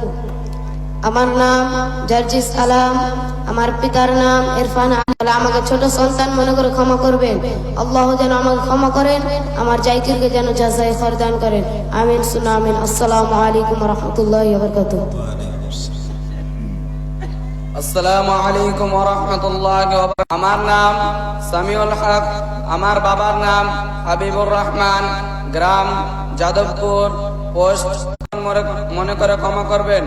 আল্লাহ যেন আমাকে ক্ষমা করেন, আমার জায়গিরকে যেন জাযায়ে খায়র দান করেন। রাহমাতুল্লাহ। আসসালামু আলাইকুম। আমার নাম পারভেজ মুশাররফ। আমার পিতার নাম মকবুল হোসেন, গ্রাম সাপাটবাড়ি, পোস্ট আমলিয়া, থানা চাকুলিয়া, জেলা উত্তর দিনাজপুর। আমার জায়গিরের নাম ফিরোজ আলম, খুদুরগাছি, উত্তরপাড়া। আমি এই মাদ্রাসায় গত 1 বছর থেকে লেখাপড়া শিখলাম। আমার চলাফেরায় ও কথা বলা যদি কেউ কষ্ট পেয়ে থাকেন তাহলে ছোট সন্তান মনে করে ক্ষমা করবেন। আল্লাহ যেন আমাকে ক্ষমা করেন, আমার জায়গিরকে জাযায়ে খায়র দান করেন। আমিন সুম্মা আমিন। আসসালামু আলাইকুম।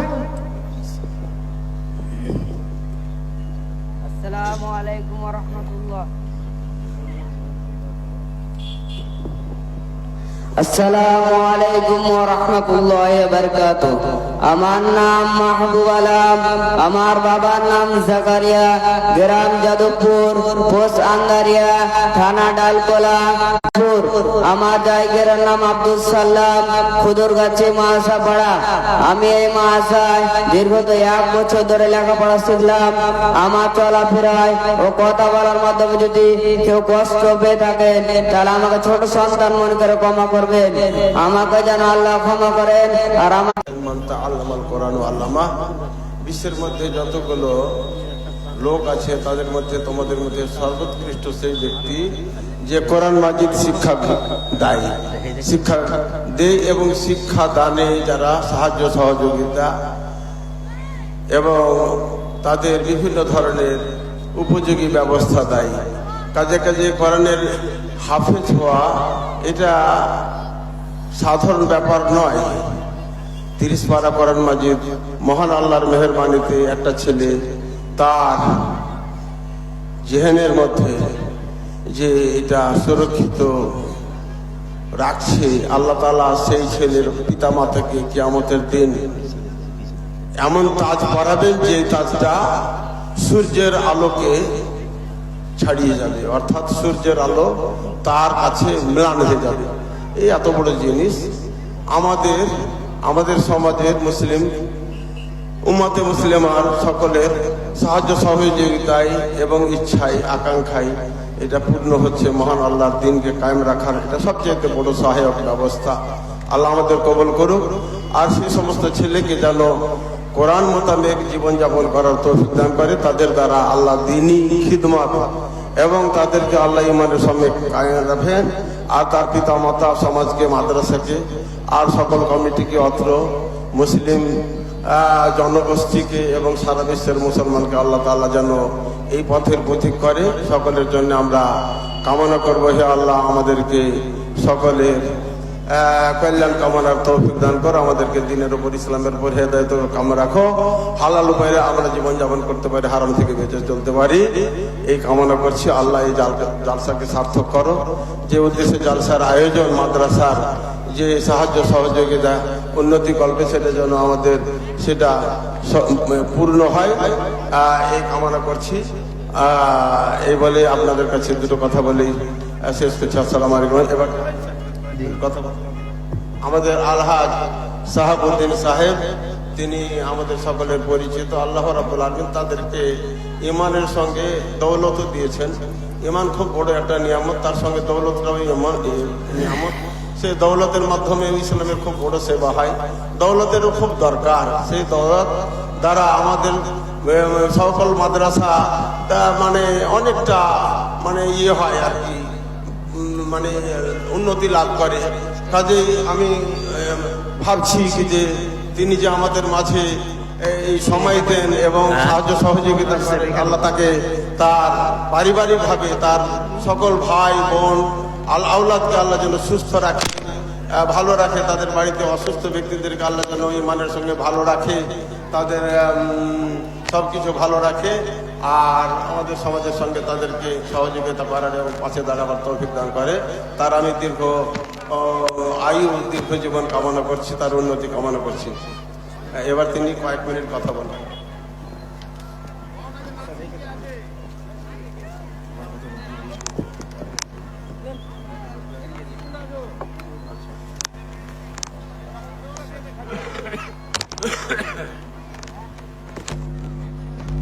আসসালামু আলাইকুম।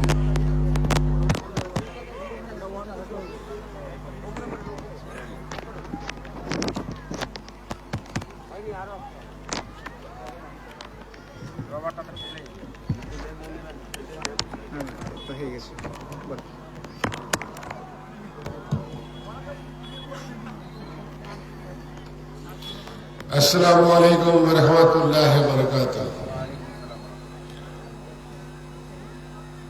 আমি কিছু বলার আগে এই বাচ্চাদের উদ্দেশ্যে একটু বলছি। বাবু, তোমরা শোনো, তোমরা এখন থেকে 15 মিনিট আগে অন্য জায়গায় ছিল, এখন তোমরা আবার অন্য জায়গায় চলে গেছো। আজকে এই যে পাগড়ি তোমাদের দেওয়া হয়েছে, এই পাগড়ি তোমরা মান, সম্মান, ইজ্জতের সব কিছু তোমাদের হাতে আছে। কারণ তোমাদের যদি কিছু ভুল হয় তাহলে একটা সমাজের উপরে চলে যায়, আর ভালো কাজ যদি করো তাহলে তোমরা কমকে অনেকটা এগিয়ে নিয়ে যেতে পারবে। আজকে তোমরা বাচ্চা, কালকের দেশের তোমরা দায়িত্বশীল নাগরিক হওয়া, এই ভালো নাগরিক হওয়া, দেশকে এগিয়ে নিয়ে যাওয়া, এটাই কামনা করছি তোমাদের কাছে। দ্বিতীয়, আজকে যে 5টা ছেলেকে আপনারা দেখলেন, ধন্যবাদ এখানকার আলেম শিক্ষক যারা ছিলেন তাদেরকে এবং এই ছেলেদের, তার থেকে বেশি ওর মা, ওর বাবা। কারণ আজকাল মাদ্রাসায় ছেলে পেলে খুব কম ভর্তি হয়, অন্যদিকে বেশি যায়। এবং আমাদের এই আরাবিক শিক্ষা, কোরআন শরীফের শিক্ষা যদি কমে যায়, একটা সময় আসবে হয়তো আমরা জানাজা পড়ার লোক পাবো না। এই জন্য এই মাদ্রাসাগুলোকে আমাদের বেশি বেশি করে লক্ষ্য রাখতে হবে।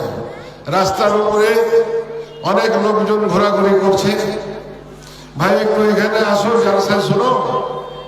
থাকলো আমাদের, আমরা মানুষ তো, আমাদেরকে আমির রহমার বেছে নিতে হয়।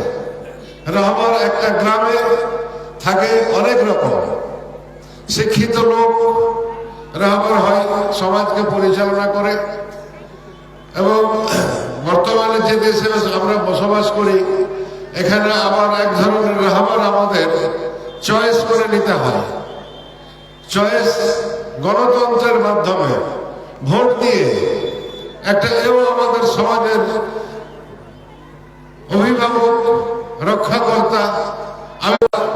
কিন্তু চুনাও করতে যে যদি ভুল হয় তাহলে খুব বিপদে পড়বেন। বিপদে আছি, এমন ভুল হয়েছে আমাদের যে আমরা বিপদেও আছি। কারণ শিক্ষা আমাদের কাছ থেকে কেড়ে নেওয়া হয়েছে, নামের স্কুল রাখা হয়েছে, স্কুল থেকে পাস ফেল তুলে দেওয়া হয়েছে। আমার ভবিষ্যৎ প্রজন্ম নষ্ট হতে চলেছে। এই জন্য মাদ্রাসায় বেশি বেশি করে ছেলে ভর্তি করেন, নিজের পকেটের টাকা কিছু খরচ করে এই মাদ্রাসাগুলোকে বাঁচিয়ে রাখেন।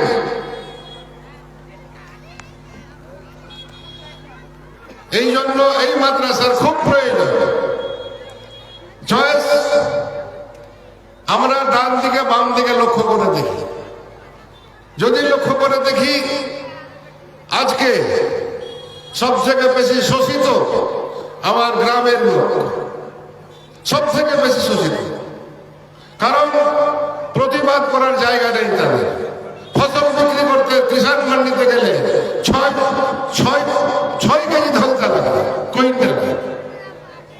এটার প্রতিবাদ নিয়ে আসতে হবে আপনাদের। প্রতিবাদ কে করবে? আমি তো পারবো না। আপনার ছেলেরা শিক্ষিত হয়ে যখন উঠে আসবে, আইনের বই, সংবিধানের বই নিয়ে ওরা লড়াই করবে। এই জন্য দরকার আছে। চয়েস ভুল হয়েছে, ভুল হয়েছে বলে আমরা বাইপাসে দুটা মদের দোকান উপহার পেয়েছি। এটা ভুল হয়েছে আমাদের, চয়েস করতে ভুল হয়েছে। এই জন্য রাহবার আমির চয়েস করবেন খুব দেখে শুনে, খুব ভালোভাবে দেখে করবেন। কারণ যদি রাহবার আমার খারাপ রাস্তায় যায় তাহলে সমাজ খারাপ রাস্তায় যাবে। রাহবার যদি ভালো থাকে, একটা গ্রামে 50টা নামাজি লোক যদি থাকে, তাহলে ওই গ্রামে 500 নামাজি হতে কোনো অসুবিধা নেই। 500 নামাজি এমনি হয়ে যাবে, কারণ ওদের ডেকে ডেকে মসজিদের দিকে নিয়ে যাবে। আর যদি ওই গ্রামে 50টা মদ ঘর তৈরি হয়, তাহলে 500টা মদ ঘর এমনি এমনি তৈরি হবে। সমাজকে কোন দিকে নিয়ে যাবেন এটা আপনারা ঠিক করবেন, আপনাদের মধ্যে থেকে ঠিক করতে হবে। প্রথম আমার এখানে যে ছেলেগুলো আজকে, এর বাবারা এত ভাগ্যবান, কারণ কিয়ামতের কথা আছে। যার ছেলে হাফেজ হয় তাকে কিয়ামতের মাঠে খুব সুন্দর, এই যে বলছিলেন না মৌলানা সাহেব, তাজ পরানো হয় ফেরেশতারা। তার মাকে, তার বাবাকে তাজ পরায় জান্নাতের। এবং এই ছেলেরাও হয়তো কিছু সুপারিশের মধ্যে থাকবে। কারণ এই জন্য যে এই যে ছেলেগুলোকে আজকে আপনারা এখানে লেখাপড়া করলো, এই লেখাপড়া করে আপনার গ্রামের, আপনার মাদ্রাসার এই ছেলেগুলো কালকে যখন অন্য মাদ্রাসায় যাবে, অন্য স্কুলে শিক্ষা প্রতিষ্ঠানে যাবে, তখন আপনার গ্রামের জন্য, আপনার মাদ্রাসার জন্য, এই অত্র এলাকাবাসীর জন্য দোয়া করবে। আর এই নিষ্পাপ ছেলেগুলো ফেরেশতার মতো, এরা যদি যেটাই দোয়া করবে, আল্লাহ তাআলা এদের দোয়া কবুল করবে। আমি এখান থেকে হয়তো কিছু বেশি বলে দিলে আপনারা ক্ষমা করবেন, এই বলে আমার বক্তব্য এখানে শেষ করছি। আসসালামু আলাইকুম ওয়া রাহমাতুল্লাহি ওয়া বারাকাতুহু।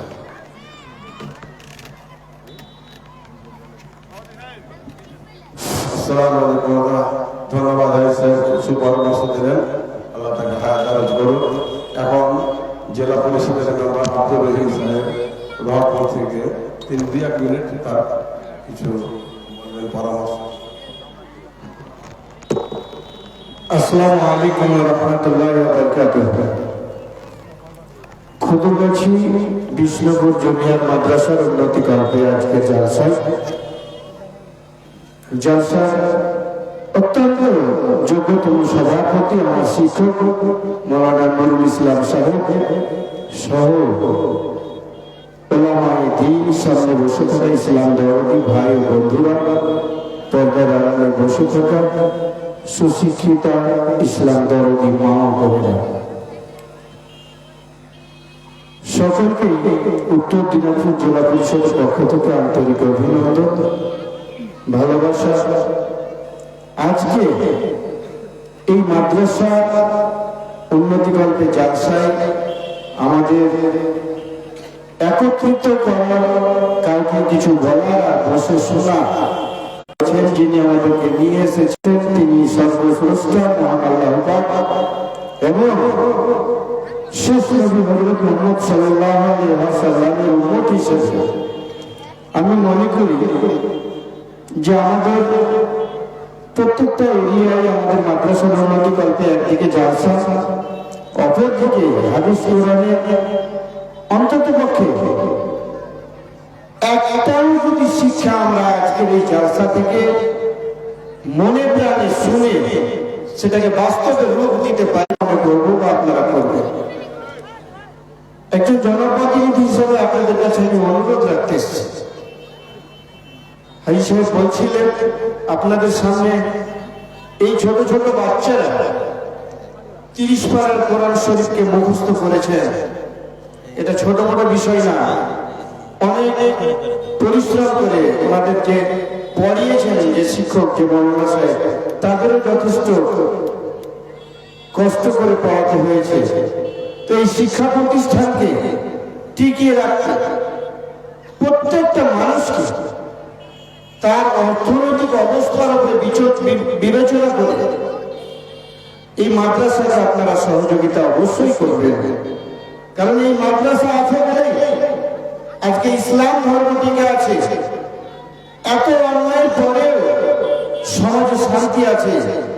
যেদিন সমাজে শান্তি থাকবে না, যেদিন আপনার ঈমান থাকবে না, সেদিন হয়তো দুনিয়াটাও থাকবে না।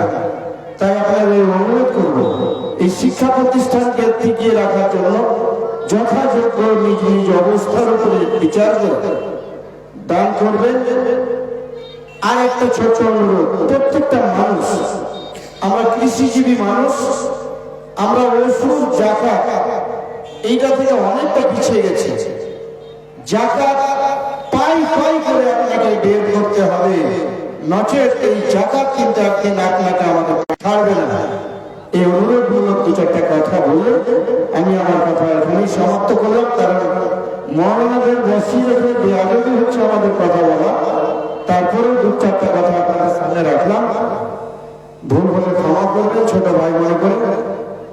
আর এই মাদ্রাসায় আমি কমিটির কাছে খবর নিয়েছি, হাইমার্কস লাইটের একটা প্রয়োজন আছে। আমি উত্তর দিনাজপুর জেলা পরিষদ থেকে একটা হাইমার্কস লাইটের প্ল্যান পাঠিয়েছি। 24-25 অর্থবর্ষের টাকাতে আমি একটা হাইমার্কস লাইট এই মাদ্রাসার ছেলেদের সুবিধার জন্য করে দেব। আসসালামু আলাইকুম ওয়া রাহমাতুল্লাহি ওয়া বারাকাতুহু। ধন্যবাদ আব্দুর রহিম, আমার সিনহাসিস ছাত্র। তার আমি ভবিষ্যৎ কল্যাণ কামনা করি যাতে করে ইমানের সঙ্গে কায়েম থাকতে পারে। তার দানটা আল্লাহ যেন সাদরে গ্রহণ করে, তার জন্য আমি দোয়া করব। এখন আমাদের ধারাবাহিকতা মাওলানা সালাউদ্দিন বুখারী কিছু ইনকমপ্লিট, সেটা অপূর্ণাঙ্গ থেকে পূর্ণাঙ্গ কিছু বলবেন, আপনারা মুক্ত হস্তে দান করবেন। তারপরে আপনাদের প্রধান বক্তা যিনি আবু ওবায়দা সাহেব চতুর্বেদী, তিনি উপস্থিত আছেন। তারপরে পরে তার মূল্যবান বক্তব্য যেনারা দিবেন তাড়াতাড়ি করে 2-3 মিনিটের ভিতরে, 5 মিনিটের ভিতরে দিয়ে ফেলেন। এই জন্য সামাউনের মাতা মারা গেছেন, উনি কানের একটা দিয়ে গেছিলেন মাদ্রাসা। সামাউনের মাতা মারা গেছে, কানের ধরুন 18,000 টাকা। কানের ধরুন 18,000। মাশাআল্লাহ, নারে তাকবীর। সামাউনের মাতা মারা গিয়েছে, হ্যাঁ, কানের ধরুন মানে 18,000 টাকা। কানের ধরুন একবারে নগদ 18,000 টাকা দান করেছে। একটা দোয়ার দরখাস্ত জানিয়েছে, একটু ওনার জন্য দোয়া করেন। আলহামদুলিল্লাহ রাব্বিল আলামিন, والصلاة والسلام على خير خلقه وصحابه أجمعين। হে দয়াময় রহিম রহমান, আল্লাহ গো, আনারুলের মা কবরবাসী হয়ে গিয়েছে। জানি না কবরে কি অবস্থায় রয়েছে আল্লাহ। যদি কোনো গুনাহ খাতার কারণে কবরে আযাবে আক্রান্ত হয়ে থাকে আল্লাহ গো, এই 18,000 যে কানের সে দিয়েছে তার মূল্য, তার টাকা 18,000 আল্লাহ নগদ দান করে আল্লাহ এই দানের বিনিময়ে তার গুনাহ খাতাগুলোকে মোচন করে দিয়ে তার রুহের মাগফিরাত করে দাও রব্বুল আলামিন। তার কবরকে গলে গুলজার করে দাও, কবরকে নূরে মুনাওয়ার করে দাও, কবরকে প্রশস্ত করে দাও রব্বুল আলামিন। তার কবরে জান্নাতে বিছানা বিছিয়ে দাও, জান্নাতে পোশাক পরিচ্ছদ পরিয়ে দাও রব্বুল আলামিন। কবরে আরামের আসবাবকে পাঠিয়ে দাও, কিয়ামতের ময়দানে নবী মুহাম্মদুর রাসূলুল্লাহ সাল্লাল্লাহু তাআলা আলাইহি ওয়াসাল্লামের দস্তে মোবারক দ্বারা হজে গোসলের পানি পান করার সুযোগ দান করে দিও আল্লাহ। আরশের ছায়াতে জায়গা দান করে দিও, নেকির পাল্লা পারি করে জান্নাতুল ফিরদাউসে স্থান দিও। রব্বানা তাকাব্বাল মিন্না ইন্নাকা আনতাস সামিউল আলিম বিরহমাতিকা আস্তাগিস। আমিন সুম্মা আমিন। জেলা পরিষদ সাহেব 3,000 টাকা দিলেন। মাশাআল্লাহ, আমাদের জেলা পরিষদ সাহেব উনি 3,000 টাকা দান করলেন।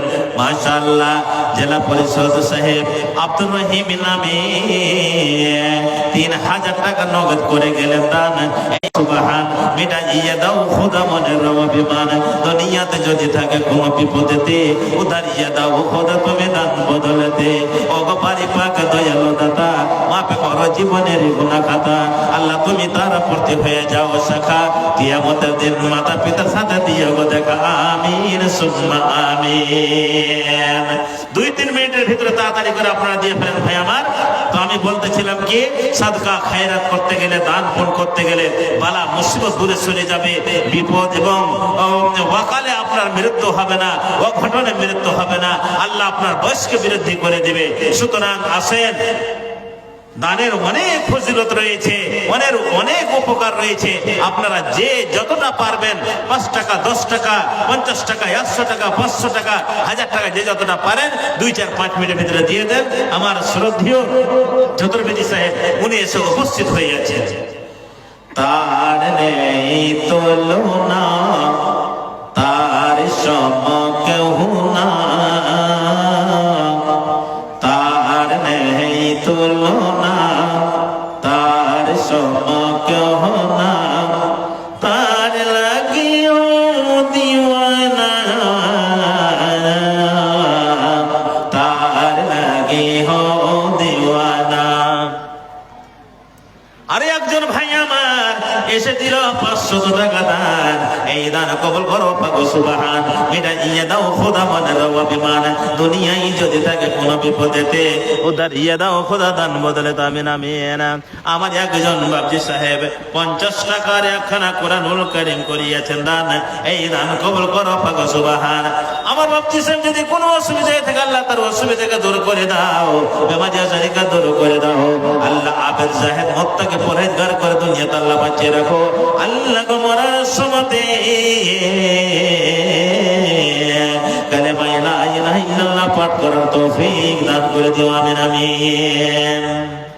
তার নেই তুলনা, তার সম কেউ না, তার নেই তুলনা, তার সম কেউ না, তার লাগি হো দিওয়ানা, তার লাগি হো দিওয়ানা, তার লাগি হো দিওয়ানা। তার নামে গাও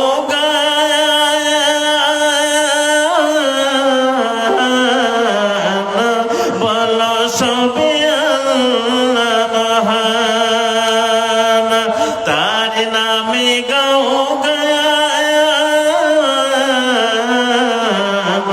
বলো সবে আল্লাহ মহান। হবে তার অগণিত করুণা,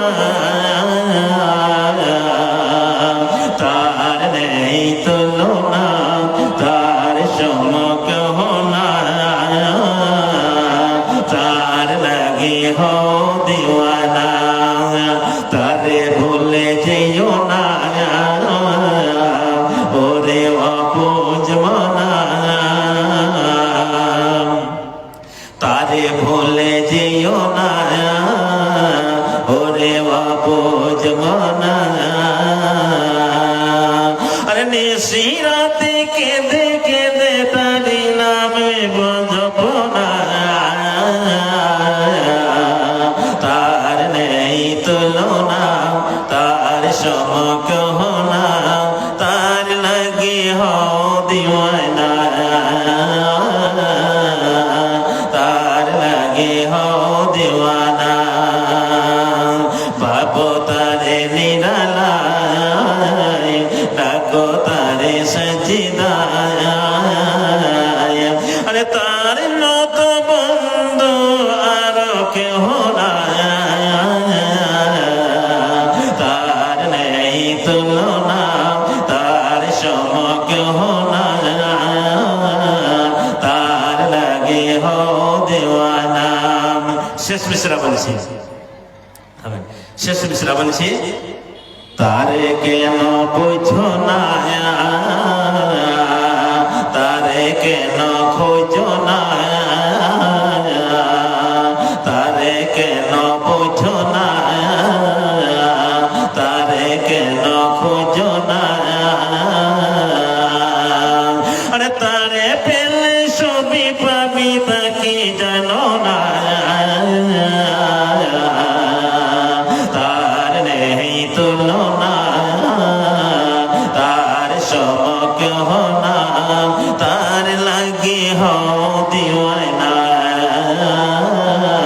তার লাগে হও দেওয়ানা কতটি আছে 3500 3525 মহিলাদের থেকে মহিলাদের ছেলেদের মানে পুরুষ প্যান্ডাল থেকে চাদরে এসেছে 3500 টাকা আল্লাহ এই দানগুলো কবুল মঞ্জুর করে নাও যে উদ্দেশ্যে দান করেছে আল্লাহ সকলে উদ্দেশ্যকে পূরণ করে দাও তাদের রুজি রোজগারে বরকত দান করে দাও ব্যবসা বাণিজ্যে উন্নতি দান করে দাও বধূদের মা 500 টাকা আর ওদের মায়ের মাসিরা 300 ওদের মা সেরা দিল 300 টাকা দান হেরা ফুলানের ওদের মা এবং ওদের মাসিদের দানগুলোকে কবুল মঞ্জুর করো যে উদ্দেশ্যে দান করেছে আল্লাহ তাদের উদ্দেশ্যকে পূরণ করে দাও তাদের রুজি রোজগারে বরকত দান করে দাও তাদের ব্যবসা বাণিজ্যে উন্নতি দান করে দাও আল্লাহ তারা যদি কোনো অসুখ থাকে আল্লাহ সবাই কামেলা দান করো কোনো সমস্যায় থাকলে আল্লাহ সমাধান করে দাও আত্মীয় স্বজনের মধ্যে কেউ যদি কবরবাসী হয়ে যায় তাকে রব্বুল আলামিন তাদেরকে আল্লাহ তাদেরকে কবরে আযাব থেকে মুক্তি দান করে দাও রুহের মাগফিরাত করে দাও কবরকে বলে গুলজার করে দাও আমিন আমিন মাদ্রাসার প্রধান শিক্ষক মা বাবা নামে মাদ্রাসার প্রধান শিক্ষক মাশাআল্লাহ মাদ্রাসার হেড মাওলানা সাহেব দিলেন 1000 টাকা মা বাপ মারা গেছে না মা বাপ মারা গেছে যার জন্য 1000 টাকা দান করেছে রব্বুল আলামিন আমার মাওলানা সাহেবের মা বাপ কি যে অবস্থায় রয়েছে কবরের ভিতরে আল্লাহকে যদি কোনো আযাবে কবরে আক্রান্ত হয়ে থাকে এই দান বিনাময় আল্লাহ তার গুনাহ খাতাকে মোচন করে দিয়ে রুহের মাগফিরাত করে দাও আল্লাহ আযাবে কবরকে মাফ করে দাও কবরকে উজ্জ্বল করে দাও নূরে মুনাওয়ারা করে দাও কবরকে প্রশস্ত করে দাও কিয়ামতের ময়দানে মা বাবার সাথে সাক্ষাৎ দিও আমিন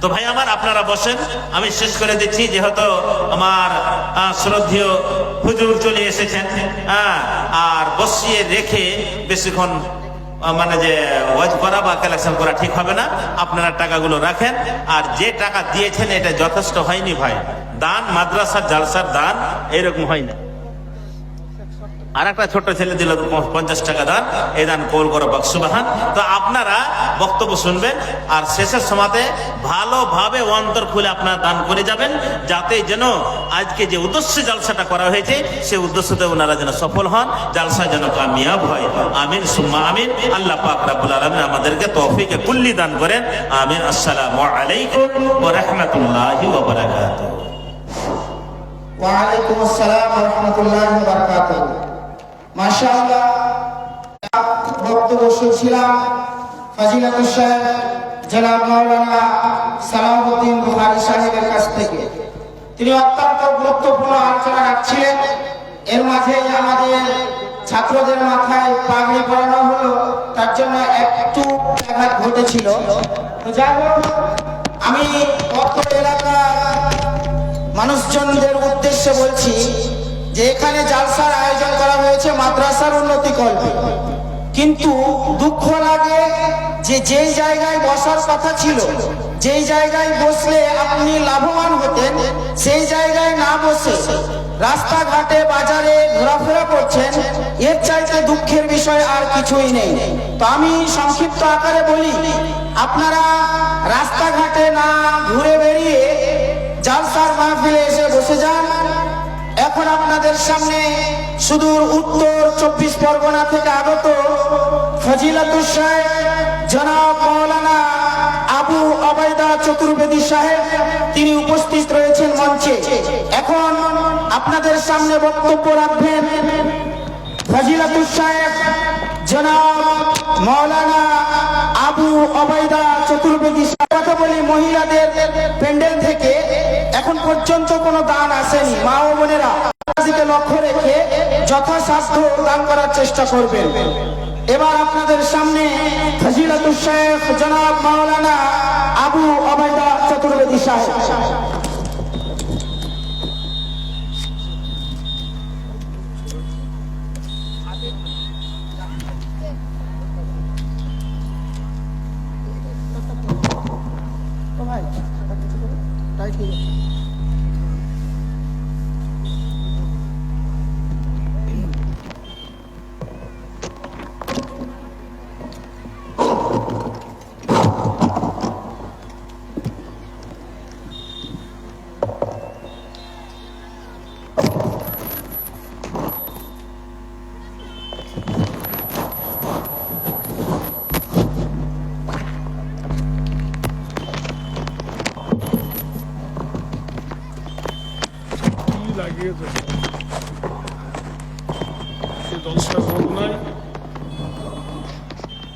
ক্যামেরা ভর্তি।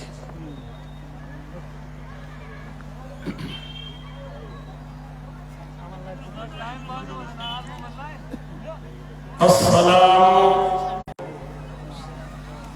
রাহমাতুল্লাহি ওয়া বারাকাতুহু। ভাই ঠান্ডায় কি ঘুমিয়ে গেছেন? একটু জোরে হোক। আসসালামু আলাইকুম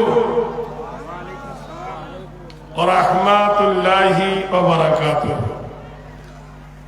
আমার দেশে জাড় বলে আর শীতও বলে, এদেশে কি বলে? জাড় বলে।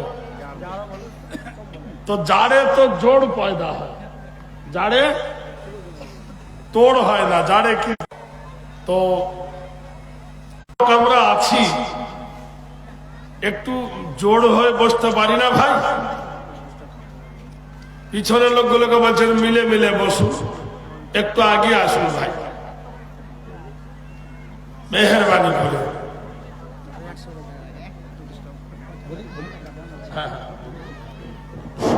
আসসালামু আলাইকুম।